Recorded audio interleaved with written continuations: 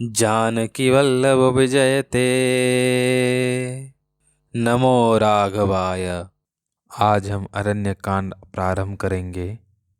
गोस्वामी तुलसीदास जी अरण्य कांड में सर्वप्रथम श्री शंकर जी की वंदना करते हैं, जो धर्म रूपी वृक्ष की जड़ के समान हैं, विवेक रूपी समुद्र को आनंद देने वाले पूर्ण चंद्रमा के समान हैं, वैराग्य रूपी कमल को खिलाने वाले सूर्य के समान हैं, पाप रूपी घोर अंधकार को दूर करने वाले हैं और तीनों तापों को हरने वाले हैं।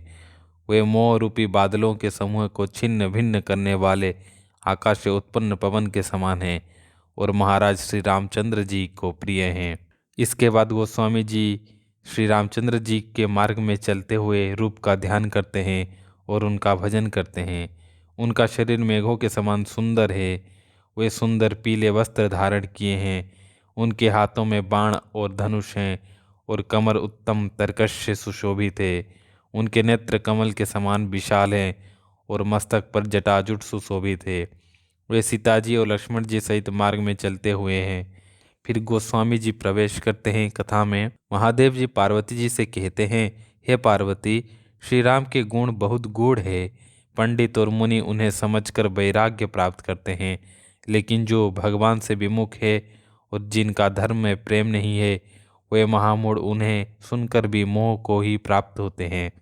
भरत जी और पूर्ववासियों के अनुपम प्रेम का गान करने के बाद गोस्वामी जी अब अरण्य कांड की कथा का प्रारंभ करते हैं। अब प्रभु श्री रामचंद्र जी के अत्यंत पवित्र चरित्र सुनो, जिन्हें वे वन में कर रहे हैं। ये चरित्र देवता, मनुष्य और मुनियों के मन को बहुत भाते हैं। एक बार श्री राम ने सुंदर फूल चुने और अपने हाथों से गहने बनाकर आदर पूर्वक सीता जी को पहनाए। दोनों सुंदर स्फटिक शिला पर बैठे थे। इसी समय देवराज इंद्र का पुत्र जयंत, जो एक मूर्ख और मंद बुद्धि था, कोई का रूप धारण करके श्री रघुनाथ जी का बल देखना चाहता था। यह उसकी वैसी ही मूर्खता थी जैसे चींटी समुद्र की थाप आना चाहे। उस दुष्ट कोये ने सीता जी के चरणों में चोंच मारकर अपनी दुष्टता की। जब सीता जी के चरण से रक्त बह चला, तब रघुनाथ जी ने जाना। तब श्री रघुनाथ जी, जो दिनों पर सदा प्रेम करने वाले और अत्यंत कृपालु हैं, उनसे भी उस अवगुणों के घर मूर्ख जयंत ने छल किया था। राम ने तुरंत धनुष पर सींग का बाण संधान किया और मंत्र से प्रेरित वह ब्रह्मा बाण कोय के पीछे दौड़ा। कोआ भयभीत होकर भागा और तुरंत अपना असली रूप धरकर अपने पिता इंद्र के पास गया। पर श्री राम का विरोधी जानकर इंद्र ने उसे शरण नहीं दी। निराश होकर जयंत के मन में भय उत्पन्न हो गया। वह ब्रह्मलोक, शिवलोक सहित समस्त लोकों में थका, भयभीत और व्याकुल होकर भागता फिरा। किसी ने उसे बैठने तक नहीं दिया, क्योंकि राम के द्रोही को कोई नहीं रख सकता। काकभूषुंडी जी गरुड़ जी से कहा, राम विमुख के लिए मित्र भी शत्रु बन जाते हैं और सारा जगत अग्नि से भी अधिक गर्म हो जाता है। जब नारद जी ने जयंत को व्याकुल देखा, तो संतों के कोमल हृदय के कारण उन्हें दया आ गई। उन्होंने उसे तुरंत श्री राम के पास भेज दिया। जयंत ने जाकर पुकार लगाई, हे शरणागत के हितकारी, मेरी रक्षा कीजिए, मेरी रक्षा कीजिए। आतुर और भयभीत होकर उसने भी श्री राम जी के चरण पकड़ लिए और गिड़गिड़ाया, हे दयालु रघुनाथ जी, रक्षा कीजिए। मैं मंद बुद्धि आपके अतुलित बल और सामर्थ्य को जान नहीं पाया था। मैंने अपने कर्म का फल पा लिया। अब प्रभु मेरी रक्षा कीजिए। शिव जी पार्वती जी से कहते हैं, कृपालु श्री रघुनाथ जी ने उसकी अत्यंत आर्त वाणी सुनी। यद्यपि मोहवश द्रोह करने के कारण उसका वध उचित था, पर प्रभु ने उस पर कृपा करके छोड़ दिया।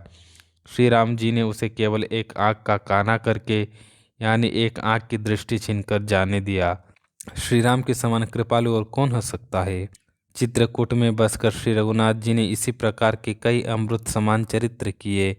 फिर कुछ समय बाद श्री राम ने मन में अनुमान किया कि अब मुझे सब लोग जान गए हैं, इसलिए यहाँ बड़ी भीड़ लग जाएगी, जिससे तपस्वियों को असुविधा होगी।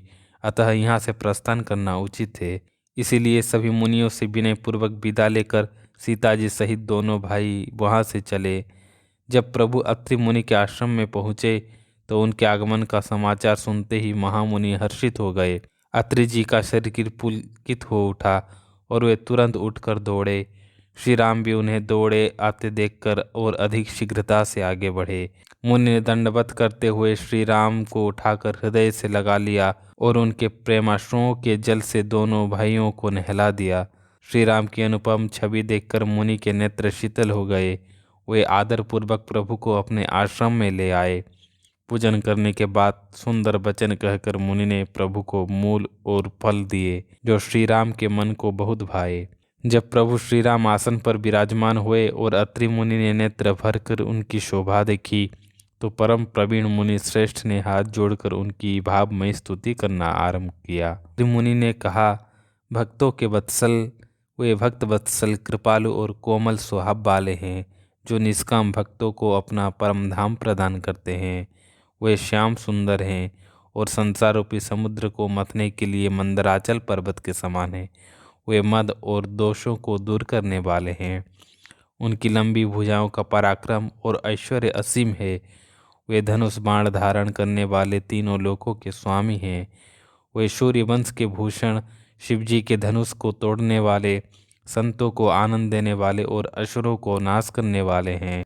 वे कामदेव के शत्रु महादेव जी से भी पूजित हैं, ब्रह्मा आदि देवताओं से सेवित हैं। वे विशुद्ध ज्ञानमय विग्रह हैं और समस्त दोषों को नष्ट करने वाले हैं। मुनि ने कहा कि जो मनुष्य ईर्षा रहित होकर प्रभु के चरणों का भजन करते हैं, वे तर्क वितर्क रूपी तरंगों वाले संसार सागर में नहीं गिरते। प्रभु एक अद्वैत इच्छा रहित जगत गुरु सनातन और तुर्य यानी तीनों गुणों से परे स्वरूप हैं। स्तुति पूरी करके अत्रि मुनि सिर नवाकर और हाथ जोड़कर पुनः प्रार्थना की कि हे नाथ, मेरी बुद्धि आपके चरण कमलों को कभी न छोड़े। गोस्वामी जी ने इस स्तुति की महिमा बताते हुए कहा कि जो मनुष्य इसे आदर पूर्वक पढ़ते हैं, वे श्री राम के भक्ति ये से युक्त होकर उनके परम पद को प्राप्त होते हैं। इसमें कोई संदेह नहीं है। परम शीलवती और विनम्र सीता जी ने अत्रि मुनि की पत्नी अनुसुया जी के चरण पकड़े। ऋषि पत्नी अनुसुया जी बहुत प्रसन्न हुई। उन्होंने आशीष देकर सीता जी को पास बैठाया और उन्हें दिव्य वस्त्र और आभूषण पहनाए, जो सदा नए और सुंदर बने रहते हैं।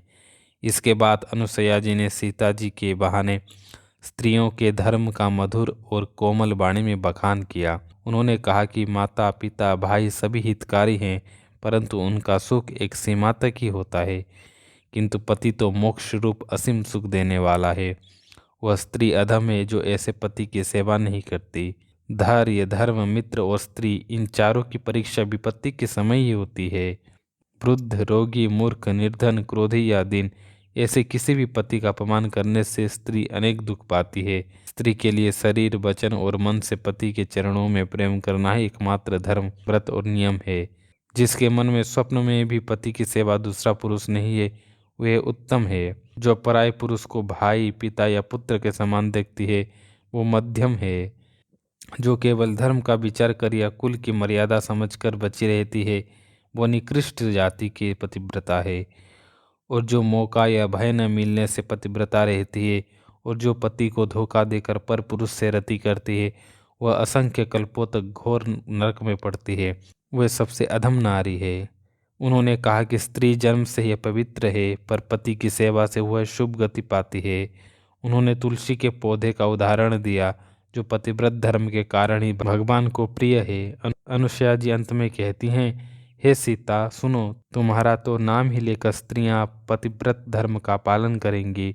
तुम्हें तो श्री राम प्राणों के समान प्रिय हैं। यह कथा तो मैंने संसार के हित के लिए कही है। सीता जी ने यह सुनकर परम सुख प्राप्त किया और आदर पूर्वक अनुसुया जी के चरणों में सिर नवाया। सीता जी से उपदेश की बात पूरी होने पर कृपा के भंडार श्री राम जी ने अत्रि मुनि से कहा, आज्ञा हो तो अब दूसरे वन में जाऊं। मुझ पर निरंतर कृपा करते रहिएगा और अपना सेवक जानकर स्नेह न छोड़िएगा। धर्म धुरंधर प्रभु की ये कोमल वचन सुनकर ज्ञानी मुनि प्रेम पूर्वक बोले।